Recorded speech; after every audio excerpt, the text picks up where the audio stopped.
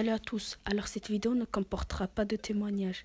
Pour les personnes qui ne savent pas ce que c'est l'harcèlement, c'est tout simplement des agissements violents verbal qu'en physique envers une personne, visant à l'affaiblir psychologiquement, montrant qu'on est plus fort que lui ou juste pour rigoler, ce qui reflète bien notre génération d'aujourd'hui.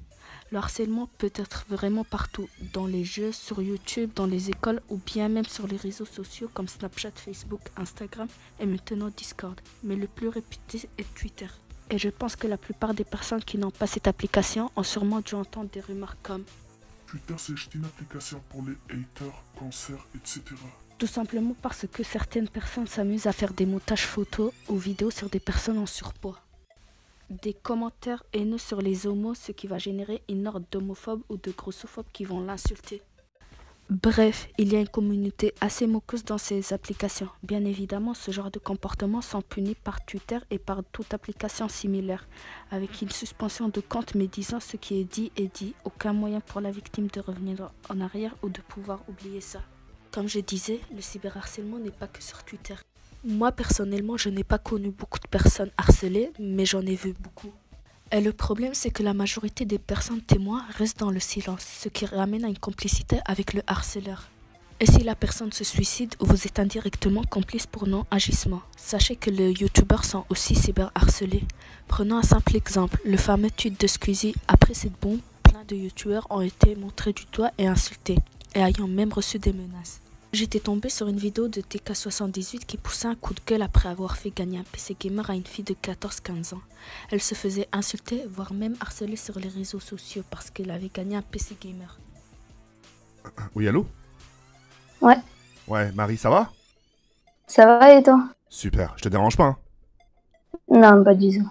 D'accord. Vite fait, t'expliques un peu la situation. Donc, on récapitule, t'as gagné le PC, et le PC, je dois te le remettre en main propre. Mais qu'est-ce qui s'est passé depuis que j'ai annoncé que t'as gagné le PC? Qu'est-ce qui s'est passé, Marie?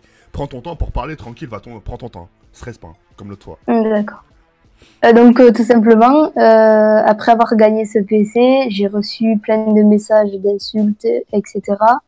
Tu peux- Comme quoi je méritais pas. D'accord, des insultes comme quoi tu méritais pas, d'accord? Voilà, que j'allais rien faire avec ce PC, etc. Et ben voilà, que quelques personnes que je ne connais même pas veulent venir devant chez moi. Attends. T'as des gens qui veulent stopper devant chez toi? Exact. Mais, vas-y, ok, très bien, vas-y. Continue après, je prendrai la parole, vas-y. Ben, je pense que c'est tout. Il y a, voilà, je me fais insulter, voilà.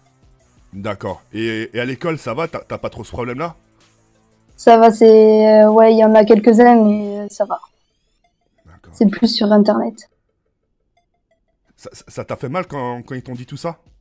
Pour moi, je trouve ça affligeant. Une personne qui a participé, comme beaucoup d'autres personnes, qui a gagné avec une chance vraiment approuvable et contente d'avoir gagné, et au lieu de recevoir des félicitations, elle se fait insulter. C'est juste pitoyable de la part de ces personnes. Bon, je me suis plus expliquée sur le cyberharcèlement car c'est vraiment vaste et je pourrais en parler pendant des heures. Le type d'harcèlement le plus dangereux pour moi, c'est l'harcèlement scolaire, car celle-ci on ne peut pas l'arrêter avec une simple coupure de connexion internet. Elle est quotidienne et n'est pas facile à combattre. D'ailleurs, il y a beaucoup de suicides à cause de ce genre de problème. Tout ça parce que cette personne n'a pas forcément le même style vestimentaire que vous, la même vision des choses ou tout simplement parce qu'il est différent de vous.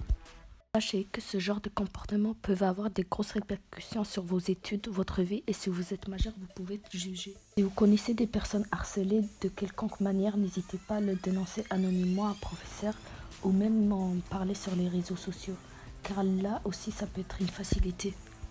C'est donc la fin de la vidéo, n'hésitez pas à liker la vidéo, à vous abonner, à partager cette vidéo. Sur ce, je vous dis à la prochaine, ciao.